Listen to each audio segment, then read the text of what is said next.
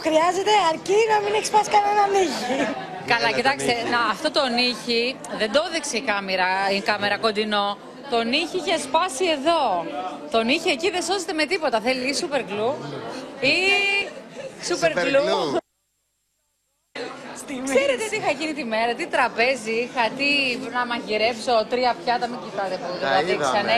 Τι γλυκά, τι αυτά, χωρίς νύχι που έπρεπε να τον μπαντάρω όλο το δάχτυλο. Πονούσε δηλαδή, αυτό ήταν το πρόβλημα. Φυσικά και πονούσε, φυσικότατα και πονούσε και επειδή ακριβώς δεν είναι εύκολο, εγώ τα χέρια μου τα χρησιμοποιώ και σαν ανοιχτήρια όπως αντιλαμβάνεστε.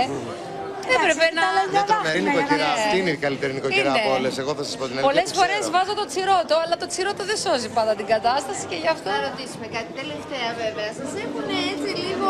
Λέτε. Σας, Εγώ δεν ξέρω, είμαι και σε πένθος, ίσως με λυπηθήκανε. Για το μπούμπι.